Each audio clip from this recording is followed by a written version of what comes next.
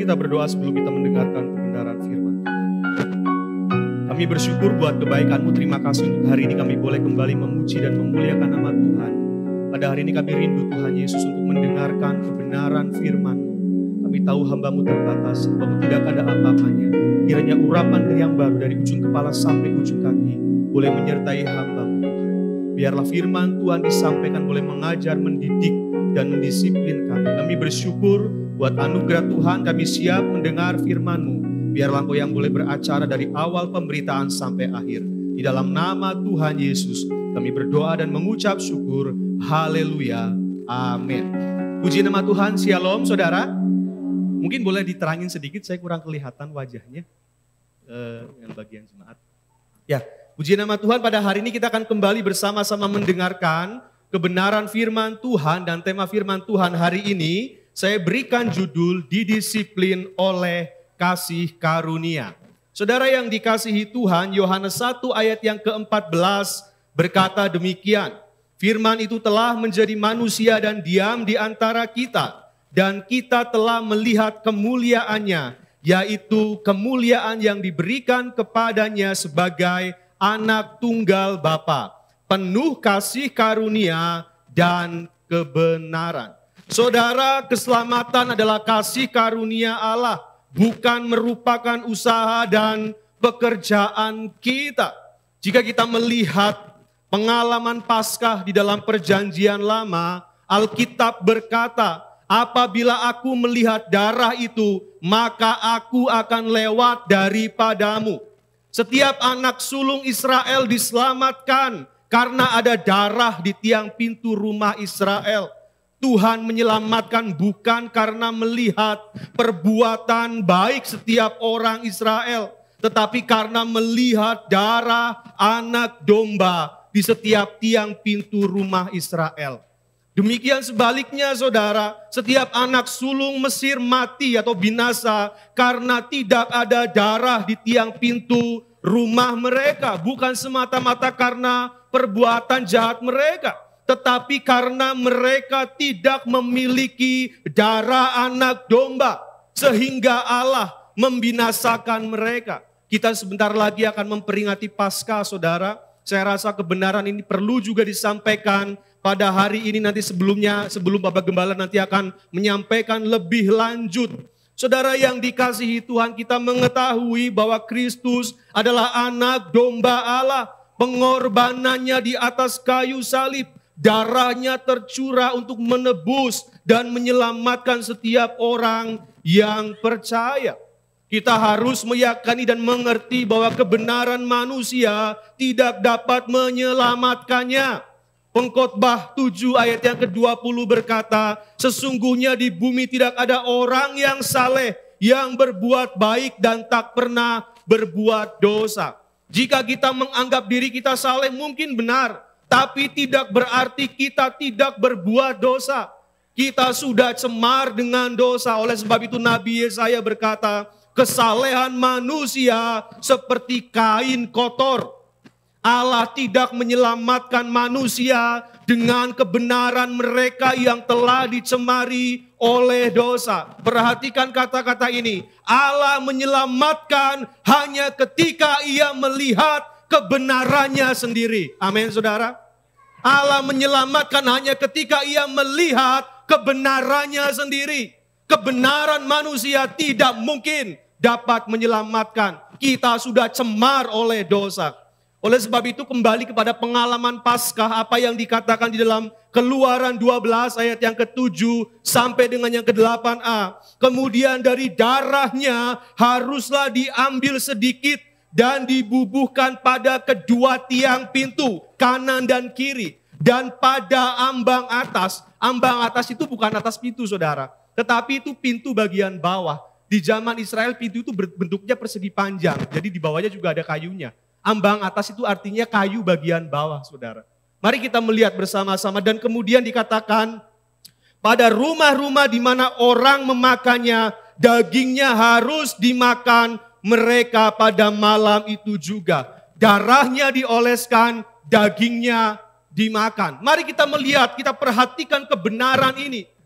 Bagaimana kemudian darah anak domba dibubuhkan di kedua sisi tiang pintu kanan dan kiri. Bukankah ini menunjukkan bahwa kita melihat salib berbicara tentang bagaimana kemudian darah Yesus tercurah? Amin, saudara. Kanan dan kiri berbicara tentang tangan Yesus. Di mana tangan kanan dan tangan kiri, itulah tempat di mana darah Yesus tercurah. Itulah tempat di mana tiang pintu diolesi dengan darah. Dan kita melihat tiang pintu bagian bawah, itu adalah kaki Yesus, di mana Yesus dipakukan, tempat darah Yesus tercurah. Katakan amin, saudara. Jadi saudara yang dikasihi Tuhan, kita bisa melihat di dalam pengalaman Paskah itu, di mana itu adalah gambaran daripada Yesus yang darahnya tercurah di atas kayu salib untuk menebus dosa kita, untuk menyelamatkan kita. Tetapi jangan luput sampai di situ. Dikatakan, perhatikan saudara, setiap orang di dalam rumah itu memakan daging anak domba. Apa artinya saudara? Artinya itu menjadikan Yesus kebenaran kita. Amin, saudara. Manusia tidak dapat menyelamatkan diri dengan kebenarannya. Sehingga harus ada kebenaran lain yang diperhitungkan kepada kita. Ketika bangsa Israel makan daging anak domba itu, artinya menjadikan anak domba yang adalah Yesus kebenaran mereka. Kita perlu mengerti hal ini. Darah Yesus menyucikan kita. Tubuhnya menjadi kebenaran bagi hidup kita. Itulah yang memungkinkan kita dapat diselamatkan. Tanpa darah dan daging Yesus, tidak mungkin manusia dapat diselamatkan. Hanya ketika Allah melihat darah yang sudah membasuh kita dan melihat kebenaran Kristus yang sudah kita terima, barulah kemudian manusia dapat diselamatkan. Barulah kemudian kita dapat diselamatkan. Katakan amin. Saudara yang dikasihi Tuhan, mari kita melihat kembali bagaimana kemudian pengalaman daripada perjamuan kudus. Kita melihat di mana dikatakan dalam Yohanes 6 ayat yang ke-54, barang siapa makan dagingku dan minum darahku, ia mempunyai hidup yang kekal, dan aku akan membangkitkan dia pada akhir zaman. Saudara, setiap kita memperingati penyaliban Yesus dengan minum anggur, di mana itu menjadi lambang daripada darah Kristus. Itu adalah darah kasih karunia, amin, yang menebus dan menyelamatkan kita. Dan ketika kita makan roti yang merupakan lambang daripada tubuh Kristus, itu merupakan tubuh Kristus yang adalah kebenaran kita. Ketika kita memakannya, Allah melihat kebenaran Kristus di dalam diri kita. Jadi saudara yang dikasihi Tuhan, dikatakan Kristus penuh kasih karunia dan kebenaran. Itu artinya apa? Hanya di dalam Yesus Kristus ada kasih karunia dan kebenaran Allah yang menyelamatkan kita. Katakan sama-sama amin. Jadi saudara yang dikasihi Tuhan, kita harus mengerti hal ini menjadi dasar fondasi iman kita. Jangan sampai kita digoyahkan dengan hal-hal atau kepercayaan yang lain. Ingat, Allah kita Allah yang cemburu. Jangan pernah sekali-kali menduakan Kristus dengan Allah lain. Engkau tidak akan pernah selamat. Kristus tidak mau diduakan. Dia Allah yang cemburu. Kalau engkau mau selamat, terima dia sebagai satu-satunya Tuhan dan Juru Selamat. Di dalam dia ada kasih karunia Allah. Di dalam dia ada kebenaran Allah yang menyelamatkan setiap kita. Saudara yang dikasihi Tuhan, pada hari ini kita mau belajar bersama-sama bagaimana kasih karunia dan kebenaran Kristus menyelamatkan kita. Kasih karunia yang menyelamatkan kita. Kasih karunia juga akan mendidik kita di dalam kebenaran itu sendiri. Mari kita membaca di dalam Titus 2 ayat yang ke-11 sampai dengan yang ke-12. Demikian firman Tuhan, karena kasih karunia Allah yang menyelamatkan semua manusia sudah nyata. Ia mendidik kita supaya kita meninggalkan kefasikan dan keinginan-keinginan duniawi. Dan supaya kita hidup bijaksana, adil dan beribadah. di dalam dunia sekarang ini. Saudara perhatikan kata kasih karunia Allah mendidik, dan kemudian saya akan kembali kepada kata kefasikan dan juga beribadah. Itu akan menjadi poin penting pada hari ini. Jadi saudara yang dikasihi Tuhan, kitab Titus menyatakan kasih karunia Allah yang menyelamatkan kita, kasih karunia-Nya juga yang mendisiplin kita. Paulus berkata kepada Titus, kasih karunia Allah mendidik kita. Mendidik Paulus, mendidik saya dan saudara, mendidik anak-anak Victory Kids, mendidik anak-anak youth, mendidik kita semua. Amin, saudara. Itulah kasih karunia Allah yang mendidik. Jika kita melihat mendidik ini tidak hanya sekedar dalam pengertian mentransfer pengetahuan seperti guru dan murid. Guru mengajar mata pelajaran, murid menerima pengetahuan dari mata pelajaran itu. Tidak hanya sekedar itu. Kata mendidik yang dimaksudkan Paulus di sini dipakai untuk membesarkan anak. Yang artinya ini adalah berbicara tentang orang tua mendisiplin anak mereka. Allah mendisiplin kita. Karena kalau kita melihat saudara, kata yang sama juga dipakai di dalam Efesus 6 ayat yang keempat, ketika Paulus menyuruh para ayah untuk mendidik anak-anak mereka dalam ajaran atau disiplin dan nasihat Tuhan. Saudara yang dikasihi Tuhan, perlu kita memahami hal ini, bagaimana Allah mendidik kita. Jadi saudara, mari kita perhatikan lebih jauh. Di alam jasmani, anak-anak akhirnya menjadi dewasa dan tidak lagi didisiplin oleh orang tuanya. Namun sebagai anak-anak Tuhan di alam rohani, kita akan terus-menerus di bawah pendisiplinan Tuhan. Tidak akan pernah berhenti sampai kita meninggalkan dunia ini, saudara. Jadi mari kita bersama-sama dalam satu pengertian kasih karunia yang menyelamatkan, kasih karunia yang mendidik kita sampai pada akhirnya kita harus meninggalkan dunia ini. Jika kita melihat disiplin ini mencakup segala pengajaran, teguran, koreksi, dan bahkan kesusahan yang mungkin diatur oleh Allah untuk mengembangkan pertumbuhan rohani kita, supaya kita memiliki karakter yang saleh. Kasih karunia yang menyelamatkan kita, melatih kita juga untuk menjalankan hidup yang menyenangkan Allah. Segala proses pendisiplinan Allah didasarkan atas kasih karunia-Nya. Jadi saudara perhatikan, Allah tidak menyelamatkan kita lalu meninggalkan kita sendiri untuk melanjutkan hidup yang tidak dewasa dan berdosa. Itu bukan Allah kita, saudara.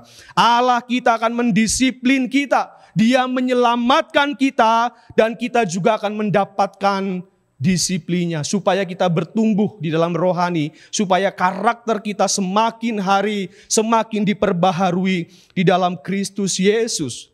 Paulus mengatakan kembali di dalam Filipi 1 ayat yang ke-6, demikian firman Tuhan, Allah akan hal ini aku yakin sepenuhnya, yaitu Ia yang memulai pekerjaan yang baik di antara kamu akan meneruskannya sampai pada akhirnya pada hari Kristus Yesus.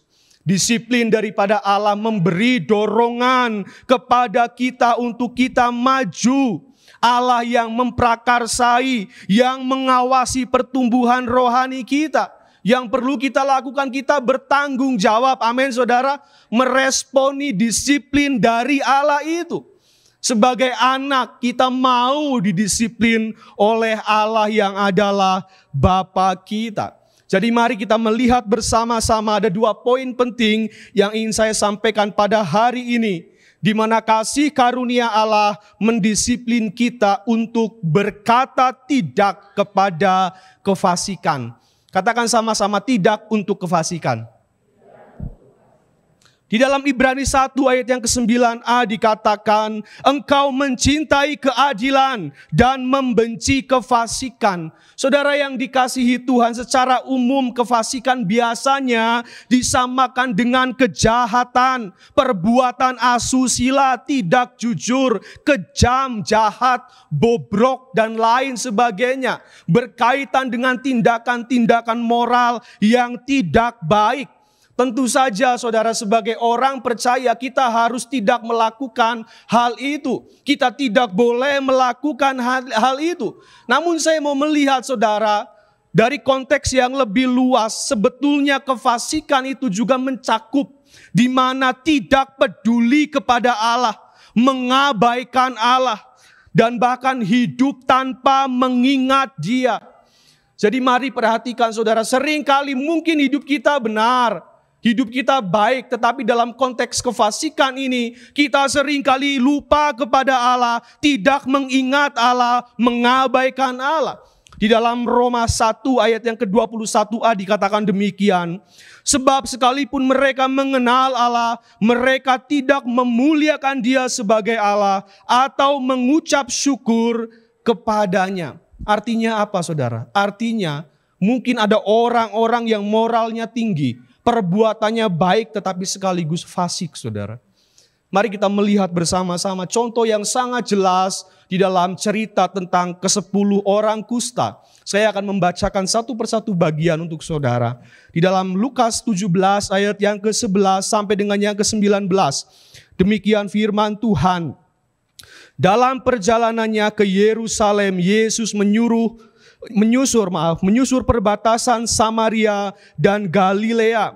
Ketika ia memasuki suatu desa, datanglah 10 orang kusta menemui dia. Perhatikan, mereka tinggal berdiri agak jauh. Saudara, saya mau katakan moral mereka cukup baik. Kenapa? Karena mereka sadar sebagai orang yang sakit kusta, mereka tidak mungkin dekat nempel kepada Yesus. Mereka berdiri agak jauh, menjaga jarak dari Yesus. Di sini kita bisa melihat mereka sopan, betul saudara. Mereka punya moral saya rasa baik. Mereka menghargai Yesus karena mereka sakit kusta. Mereka nggak dekat nempel ke Yesus. Kemudian dikatakan lagi, dan berteriak, Yesus Guru, kasihanilah kami. Sekali lagi mereka menghormati Yesus. Mereka mendengar tentang Yesus dan mereka menghormatinya. Mereka memanggil Yesus Guru. Dan mereka berharap bahwa Yesus dapat menyembuhkan mereka. Ayat yang ke-14, lalu ia memandang mereka dan berkata, pergilah, perlihatkanlah dirimu kepada imam-imam. Dan sementara mereka di tengah jalan, mereka menjadi tahir. Ketika Yesus berkata suruh mereka pergi, perlihatkan diri kepada imam, mereka sudah sembuh? Belum.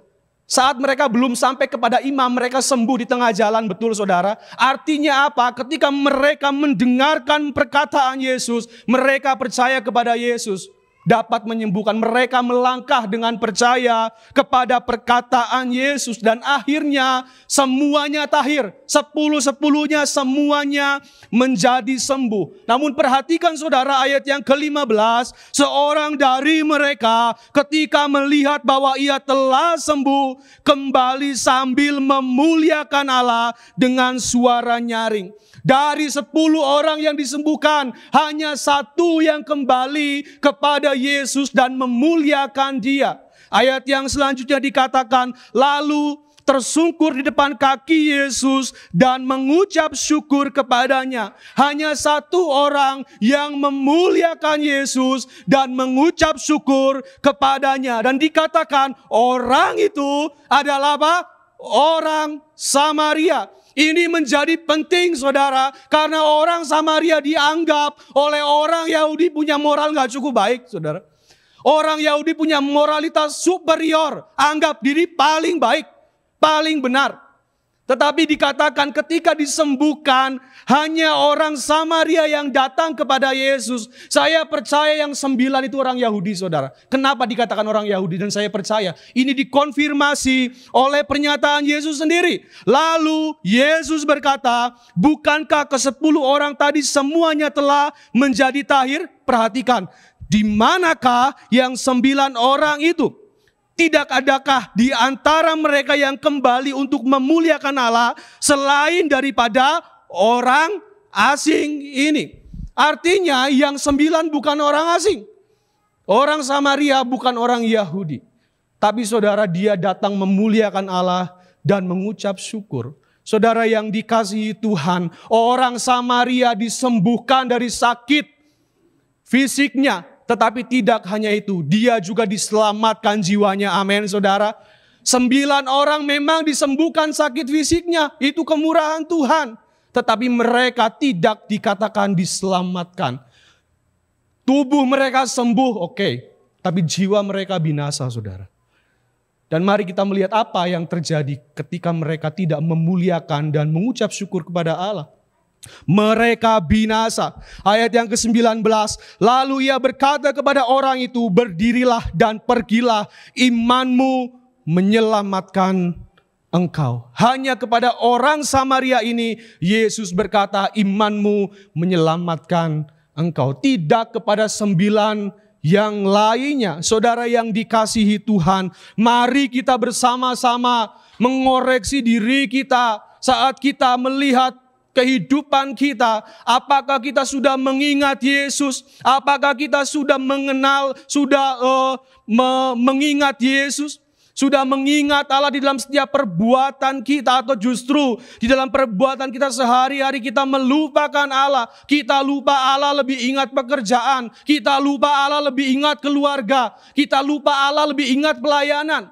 Segala sesuatu yang dilakukan sebagai aktivitas rohani seringkali justru menggagalkan kita untuk kita mengingat Allah, untuk kita mengenal Allah. Tapi marilah saudara yang dikasihi Tuhan, kita mau bersama-sama belajar seperti orang Samaria yang disembuhkan. Dia datang kepada Yesus, dia memuliakan Allah dan mengucap syukur kepada Allah. Dan saudara yang dikasihi Tuhan, bentuk kefasikan yang lain ialah anggap diri mampu tanpa Allah. Ada begitu banyak tadi Bapak Saudara katakan sombong. Ada begitu banyak orang sombong, anggap diri mampu tanpa Allah. Semua pencapaian, semua kesuksesan, semua keberhasilan adalah hasil kerja kerasku, hasil kekuatanku, keuletanku, ketekunanku, kepandaianku, keberanianku. Semua adalah aku dan aku. Mereka lupa kepada Allah. Itu pun jenis kefasikan, saudara. Seringkali kita melakukan hal ini dalam hidup kita. Semua adalah aku dan aku. Tanpa menyadarinya kita sudah menjadi fasik di hadapan Allah.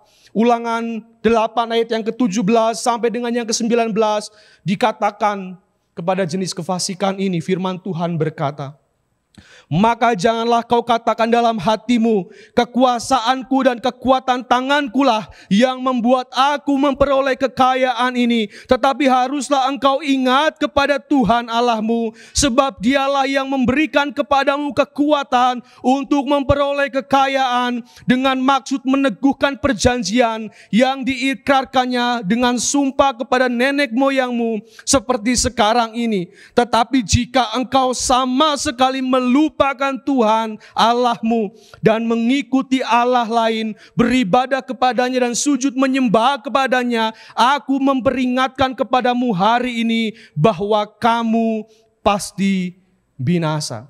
Saudara yang dikasihi Tuhan, dan bentuk kefasikan yang lain lagi, ada orang-orang yang menyalahgunakan kasih karunia Allah. Saudara, pada saat saya kuliah, saudara, kurang lebih 10 tahun atau 12 tahun yang lalu, saya pernah mengikuti satu ibadah atau persekutuan anak muda, saudara. Kemudian pembicara firman Tuhan mulai berbicara firman Tuhan. Dan saya kaget ketika pembicara itu berkata kepada anak-anak muda yang ada di ruangan itu, kurang lebih berkata demikian, silahkan kalian berbuat dosa sebanyak-banyaknya, tetapi percayalah Tuhan Yesus sudah mengampuni dosa-dosa kalian. Saudara, sontak mendengar itu saya terkejut. Bagaimana mungkin seorang pembicara menyampaikan firman Tuhan, menyampaikan kasih karunia, tapi bukan menurut Alkitab, menurut pemikiran sendiri. Saudara bisa bayangkan, dia mengatakan silakan berbuat dosa sebanyak-banyaknya. tapi percayalah bahwa Tuhan sudah mengampuni. Saudara yang dikasihi Tuhan, saya rasa pengkhotbah ini kurang membaca firman Tuhan. Paulus jelas sudah berkata di dalam Roma 6 ayat yang ke-1 sampai dengan yang kedua. Demikian firman Tuhan, jika demikian apakah yang hendak kita katakan? Bolehkah kita bertekun dalam dosa supaya semakin bertambah kasih karunia itu? Ayat yang kedua, sekali-kali apa?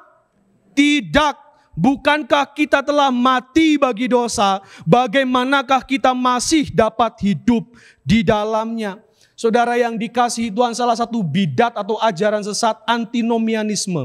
Artinya anti hukum. Mereka percaya bahwa mereka tidak harus melakukan hukum Allah. Tidak harus taat kepada perintah-perintah Allah. Karena mereka percaya bahwa Yesus sudah membebaskan, sudah menebus mereka dari hukum Allah. Bagi antinomian, kasih karunia adalah surat izin untuk tidak taat, saudara. Bukankah ini adalah hal yang sangat mengerikan? Seorang antinomian berkata, bebas dari hukum merupakan kondisi yang menyenangkan. Saya dapat berdosa seenaknya dan saya tetap dapat pengampunan. Bukankah ini satu kesesatan yang luar biasa, saudara? Saudara, jangan sekali-kali mempermainkan kasih karunia Allah dengan kita bebas berbuat dosa, anggap diri sudah diselamatkan, sudah diampuni. Namun kegiatan-kegiatan dosa terus kita lakukan, terus kita nikmati. Saudara, itu kasih karunia buatan kita, buatan manusia. Kalau kita pikir kasih karunia membuat kita bebas seenak sendiri berbuat dosa. Tidak, saudara, itu ajaran sesat antinomian. Untuk jenis kefasikan ini Alkitab berfirman di dalam Yudas 1 ayat yang keempat demikian. Sebab ternyata ada orang tertentu yang telah masuk menyelusup di tengah-tengah kamu. Yaitu orang-orang yang telah lama ditentukan untuk apa? Dihukum. Mereka adalah orang-orang fasik yang menyalahgunakan kasih karunia Allah kita untuk melampiaskan hawa nafsu mereka dan yang menyangkal satu-satunya penguasa dan Tuhan kita, Yesus Kristus. Jadi jangan pernah anggap diri Kristen orang beriman kepada Tuhan, tapi kehidupan kita tidak menunjukkan hal itu. Saudara yang dikasihi Tuhan, Yesus berkata dengan terus terang kepada orang-orang jenis ini, aku tidak mengenal kamu. Enyahlah daripadaku, kamu sekalian pembuat kejahatan. Saudara yang dikasihi Tuhan, dan bentuk kefasikan yang terakhir adalah legalisme. Apa itu legalisme? Legalisme artinya bahwa orang berpendapat keselamatan berdasarkan hukum, menolak Injil kasih karunia. Ini agak berbeda dengan antinomian, saudara. Kalau antinomian itu anti hukum. Tapi kalau legalisme itu meninggikan hukum lebih tinggi daripada Injil kasih karunia Allah. Mari kita melihat di dalam kitab Perjanjian Baru di zaman Yesus. Orang-orang legalis pada zaman Yesus adalah mereka orang-orang Farisi. Saudara perhatikan, mereka percaya, orang-orang Farisi percaya bahwa keselamatan itu berdasarkan usaha sendiri untuk melakukan hukum Taurat. Baru mereka dapat diselamatkan ketika melakukan hukum Taurat dengan usaha manusia. Dan kemudian mereka percaya sebagai anak-anak daripada Abraham. Ketika mereka melakukan hukum, melakukan usaha mereka percaya sebagai anak-anak Abraham. Dengan demikian mereka pikir, mereka merasa bahwa mereka sebagai anak-anak Allah. Artinya mereka adalah orang-orang yang diselamatkan. Melakukan hukum, keturunan Abraham, menjadi anak-anak Allah dan merasa diselamatkan. Saudara yang dikasihi Tuhan, namun mereka hanya berpikir, hanya merasa diselamatkan. Apakah mereka benar-benar diselamatkan? Tidak, saudara. Saudara yang dikasihi Tuhan, ini satu kebenaran yang sangat penting sekali, di mana dikatakan di dalam Alkitab Yohanes 1 ayat yang ke-12 demikian. Tetapi semua orang yang menerimanya diberinya kuasa supaya apa? Menjadi anak-anak Allah, yaitu mereka yang percaya dalam namanya. Menjadi anak Allah itu menjadi sangat penting, saudara, untuk kita bisa memahami keselamatan. Saya mengutip tulisan seorang teolog, seorang penulis, seorang guru Kristen, saya rasa seorang seorang pelayan Tuhan di China, saudara. Dia di tahun 1922 kurang lebih mungkin menjadi awal kegerakan gereja-gereja lokal di China. Namanya Watchman Nee. Dia mengatakan seperti ini, saudara. Jika kita melihat Allah sebagai Allah, kita pasti binasa. Kita diselamatkan hanya jika kita melihat Allah sebagai Bapa. Saudara yang dikasihi Tuhan, perhatikan hal ini. Kita diselamatkan hanya ketika kita menjadikan Allah adalah Bapa kita. Dan kemudian apa yang membuat kita menjadikan Allah Bapa kita? Hanya ketika kita percaya kepada Yesus. Maka kita diberi kuasa menjadi anak-anak Allah. Dan kita tahu, saudara, ketika Yesus datang ke dalam dunia, di bahan Syaron saya berikan, dia salah satunya menunjukkan Bapa kepada kita. Sehingga kita menjadi anak-anaknya dan diselamatkan. Saya setuju dengan pendapat Watchman Nee mengatakan, ketika kita melihat Allah sebagai Allah, kita pasti binasa. Kenapa, saudara? Karena Allah itu adil, Dia menghukum dosa. Kalau kita melihat Allah sebagai Allah, pasti kita binasa. Kenapa? Dikatakan di dalam Ibrani 12 ayat yang ke-29. Sebab Allah kita adalah api yang menghanguskan. Saudara, kita diselamatkan hanya ketika kita melihat Allah sebagai Bapa. Katakan amin, saudara. Kenapa? Karena Bapa penuh kasih karunia dan mengampuni anak-anaknya yang bertobat datang kepadanya. Ini gambaran daripada seorang anak hilang. Ketika dia sadar akan dosanya, datang kepada bapaknya. Bapa, aku telah berdosa kepada sorga dan kepada Bapa. Ampuni aku.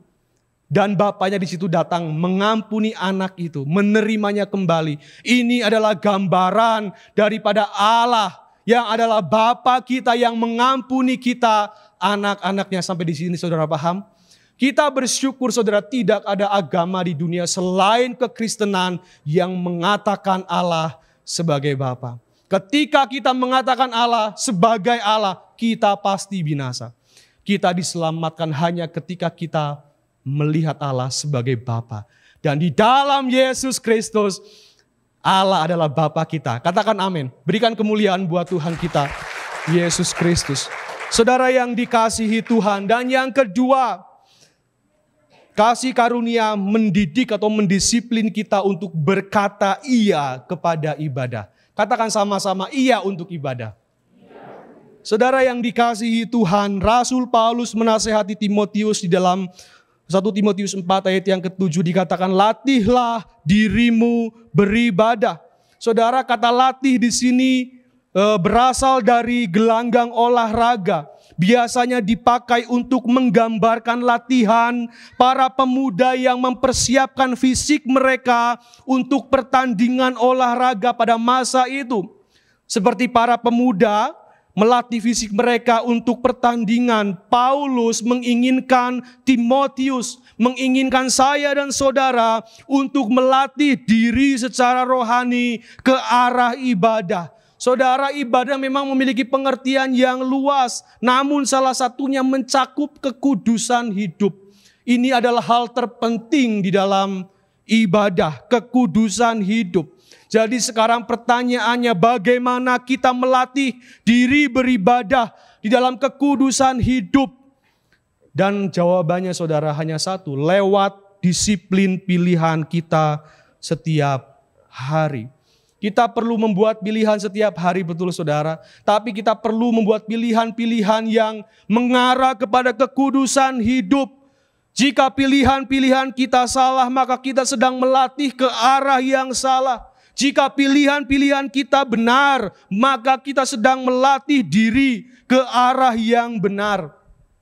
Di dalam 2 Petrus 2 ayat yang ke-14 dikatakan, mata mereka penuh nafsu zina dan mereka tidak pernah jemu berbuat dosa. Kita melihat mereka sudah melatih, ini adalah guru-guru palsu yang dimaksudkan Petrus, saudara. Mereka memikat orang-orang yang lemah. Perhatikan, hati mereka telah terlatih dalam keserakahan. Mereka adalah orang-orang yang terkutuk. Hati mereka telah terlatih dalam keserakahan. Saudara, kata latih ini sama dengan yang dipakai Paulus ketika berkata, latihlah dirimu beribadah.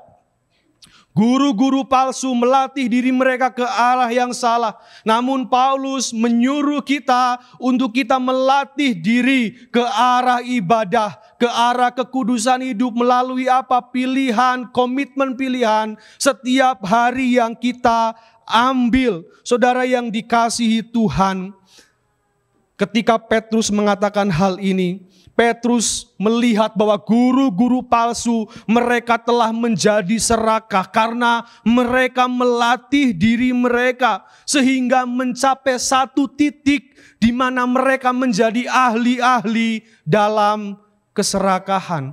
Saudara, kita nggak mungkin saudara jadi ahli dalam perbuatan dosa.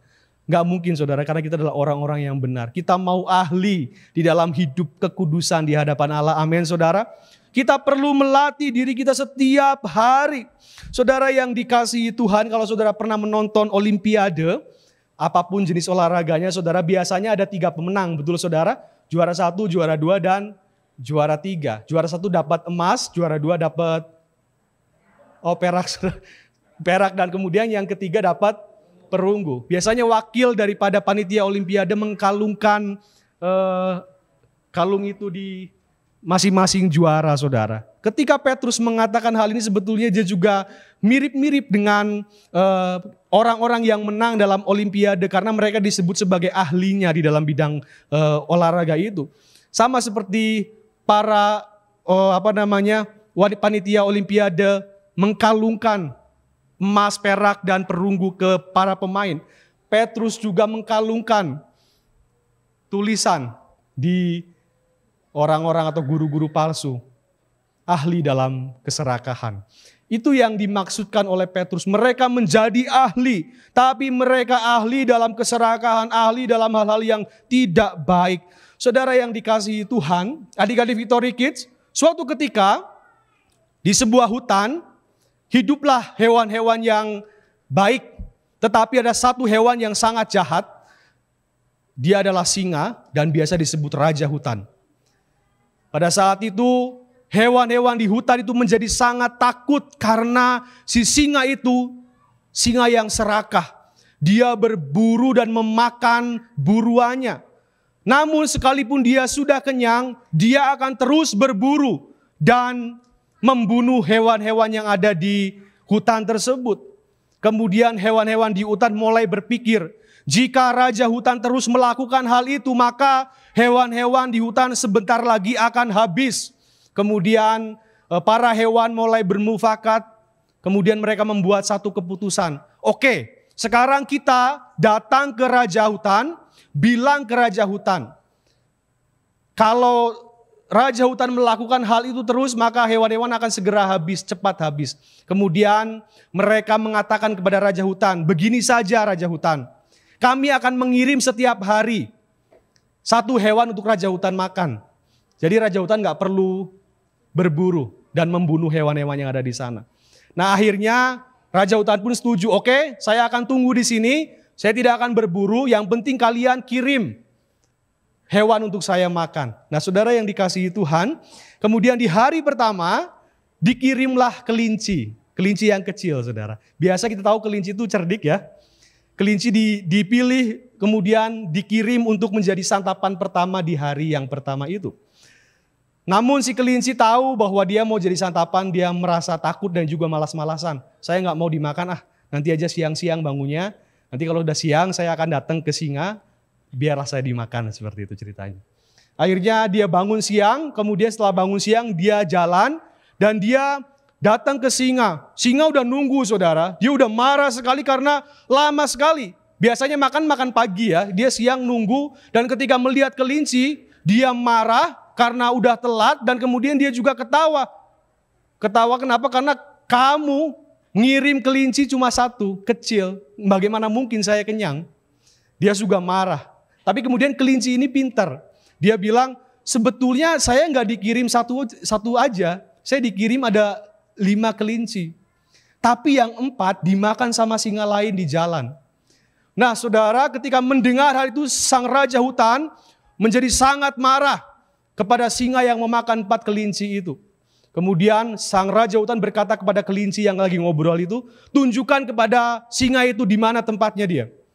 Kemudian akhirnya si kelinci itu mengajak si raja hutan itu untuk bertemu dengan singa yang memakan kelinci-kelinci yang lain. Akhirnya kemudian dibawalah ke sebuah sumur tua dan kelinci itu bilang, Raja hutan, singa yang memakan kelinci Tuhan ada di dalam sumur itu. Ketika sang raja hutan dengan marah melihat ke arah sumur, benar saja dia melihat bayangannya di air dan dia pikir itulah singa lain yang memakan kelinci-kelincinya. Ketika dia mengaum, wah! Tiba-tiba suaranya balik meraung. Dia semakin marah karena dia mendapatkan pantulan suaranya sendiri sebetulnya. Tapi dia anggap bahwa itu adalah singa lain yang memakan kelinci-kelincinya. Karena dia marah, akhirnya dia masuk, meloncat ke dalam sumur itu. Kemudian ada batu besar dan kepalanya terbentur. Dan akhirnya dia mati tenggelam di dalam sumur itu. Saudara yang dikasihi Tuhan, ini mungkin ditepuk tangan. Padahal fokusnya saya ke sini, ternyata dengerin juga, saudara.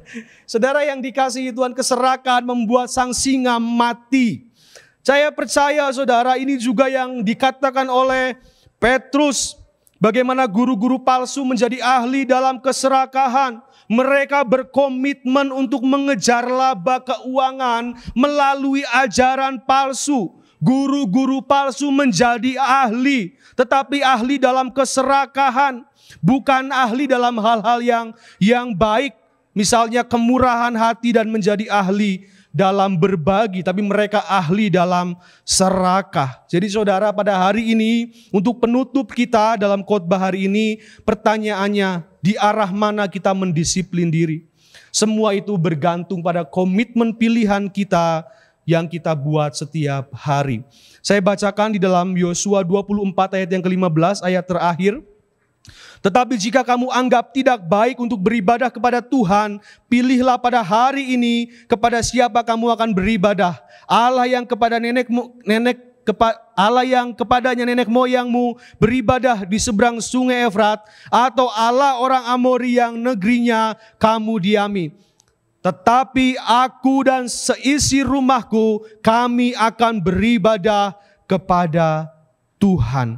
Yosua sudah membuat pilihan yang terbaik di dalam hidupnya. Sekarang giliran saya dan saudara untuk membuat pilihan pada hari ini. Setiap hari kita harus membuat pilihan. Pastikan saudara, pilihan kita kepada komitmen untuk kita hidup beribadah, hidup kudus kepada di hadapan Allah. Amin buat firman Tuhan. Saudara diberkati, amin. Biarlah firman Tuhan boleh menjadi kekuatan bagi setiap kita. Saya undang untuk saudara bangkit berdiri dan kita masuk dalam doa. Bapa kami yang ada di surga, biarlah setiap kami mendengar firman Tuhan dan Tuhan mencerahkan pikiran kami sehingga kami bisa mengerti firman Tuhan ini. Biarlah sejak kecil kami semua dididik untuk mengerti firman Tuhan. Karena bagaimana mungkin kami menjadi pelaku firman Tuhan kalau kami sendiri tidak mengerti firman Tuhan. Oleh karena biarlah Roh Kudus mencelikan mata hati kami sehingga kami mendengar firman Tuhan, kami mengerti, kami merenungkan sehingga firman Tuhan ini benar-benar menjadi panduan bagi hidup kita semua, menjadi kompas bagi hidup kami. Terima kasih Tuhan, terima kasih. Kau berkati ya Tuhan saudara Denis yang membawakan firman Tuhan. Kau tambahkan hikmatnya sehingga saudara Denis menjadi benar-benar menjadi kabar baik bagi kami. Menjadi memberikan berkat kepada kami sehingga kami makin mengerti firman Tuhan. Dan firman Tuhan itulah yang menuntun hidup kami melakukan hal-hal yang benar. Terima kasih Tuhan, terima kasih. Kami akhiri ya Tuhan ibadah kami dengan penuh rasa syukur hanya dalam satu nama, Yesus Kristus, Juru Selamat dan Penebus kami yang hidup. Dan sekarang saudara, marilah kita angkat tangan kita untuk menerima berkat Tuhan. Kiranya berkat dari Allah Bapa, kasih karunia damai sejahtera dan sukacita daripada Tuhan Yesus, dan persekutuannya Roh Kudus menyertai saudara-saudara dari pagi hari ini sampai Maranatha, kedatangan Tuhan Yesus yang kedua kali. Amin.